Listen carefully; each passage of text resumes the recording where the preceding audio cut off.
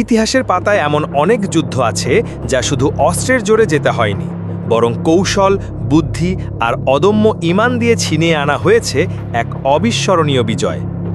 আজ আমরা শুরু করছি এমনই এক ঐতিহাসিক যুদ্ধের গল্প যা প্রায় ৩,০০০ নিরস্ত্র মুসলিমের বিরুদ্ধে ছিল ১০,০০০ সুসজ্জিত শত্রুর এক মহাপরিকল্পনা। কিভাবে তারা জিতল? এই সিরিজের প্রথম পর্বে আমরা জানব সেই যুদ্ধের প্রেক্ষাপট এবং একটি অভাবনীয় পরিকল্পনার কথা। আসসালামু আলাইকুম এবং আপনাদের সবাইকে স্বাগত জানাই মুসলিম মোমেন্টস বাংলা চ্যানেলে। আজ আমরা শুরু করছি ইসলামের ইতিহাসে অন্যতম গুরুত্বপূর্ণ যুদ্ধ, খন্দকের যুদ্ধের প্রথম পর্ব। হিজরতের পর মদিনায় মুসলিমদের প্রভাব দ্রুত বাড়ছিল। বদর ও উহুদের যুদ্ধের পর মক্কার কুরাইশরা মুসলিমদের শক্তি সম্পর্কে ভালোভাবেই ওয়াকিবহল ছিল। তাদের মনে ছিল পরাজয়ের গ্লানি এবং প্রতিশোধের আগুন। তারা বুঝতে পারছিল যে মদিনায় মুসলিমদের অবস্থানকে দুর্বল করতে না পারলে তাদের বাণিজ্য পথ এবং প্রভাব হুমকির মুখে পড়বে। এই সময়ে কুরাইশদের সাথে যোগ দেয় আরও অনেক গোত্র, গাফাতান, বনু নাদিরের মতো শক্তিশালী ইহুদি গোত্র, যারা নবী করিম সাল্লাল্লাহু আলাইহি ওয়াসাল্লামের সাথে বারবার চুক্তি ভঙ্গ করেছিল। বিশেষ করে বনু নাদির গোত্রের সর্দার হুয়াই ইবনে আখতাব ছিলেন এই ষড়যন্ত্রের মূল হোতা। সম্মিলিতভাবে এই জোট তৈরি করে ইতিহাসের অন্যতম বৃহৎ এক সেনাবাহিনী, প্রায় ১০,০০০ যোদ্ধা। তাদের উদ্দেশ্য ছিল একটাই, মদিনা আক্রমণ করে ইসলামকে চিরতরে নিশ্চিহ্ন করে দেওয়া।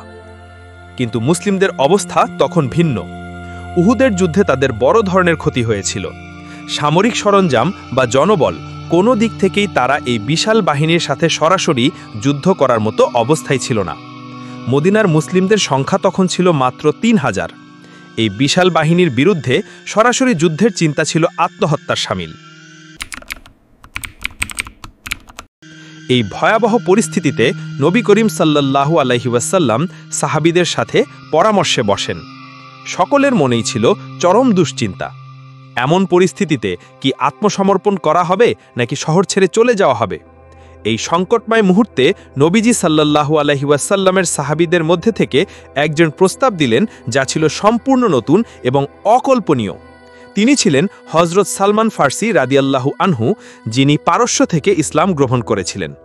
সালমান ফার্সি রাদিয়াল্লাহু আনহু বললেন, ইয়া রাসূলুল্লাহ, পারস্যে আমরা যখন শত্রুদের থেকে নিজেদের রক্ষা করতাম তখন আমরা শহরের চারপাশে পরিখা বা খন্দক খনন করতাম। এই প্রস্তাব নবী করিম সাল্লাল্লাহু আলাইহি ওয়াসাল্লামের খুবই পছন্দ হলো। মদিনার একদিকে উঁচু পাহাড় ও পাথরে এলাকা থাকায় সেদিক থেকে আক্রমণ করা কঠিন ছিল। বাকি খোলা অংশ দিয়ে শত্রুর আসার পথ বন্ধ করার জন্য প্রায় ৫.৫ কিলোমিটার দীর্ঘ এবং ৪.৫ মিটার গভীর ও ৪.৬ মিটার প্রস্থের এক বিশাল পরিখা খননের সিদ্ধান্ত নেওয়া হলো। এই এক সিদ্ধান্তই বদলে দিতে যাচ্ছিল পুরো যুদ্ধের চিত্র। শত্রুরা যখন ভাবছে মদিনাকে গুড়িয়ে দেবে, তখন মুসলিমরা ব্যস্ত এক অভিনব প্রতিরক্ষা ব্যবস্থা গড়ে তুলতে। কিন্তু দীর্ঘ এই পরিখা খনন করা কি সহজ কাজ? তীব্র শীত, ক্ষুধা আর শত্রুদের আক্রমণের আশঙ্কায় মাঝে কিভাবে সম্পন্ন হবে এই বিশাল কর্মযজ্ঞ? আর যখন সেই ১০,০০০ বাহিনী মদিনার সামনে এসে দাঁড়াবে, তখন তাদের প্রতিক্রিয়া কি হবে? জানতে হলে চোখ রাখুন আমাদের খন্দকের যুদ্ধের সিরিজের পরবর্তী পর্বে।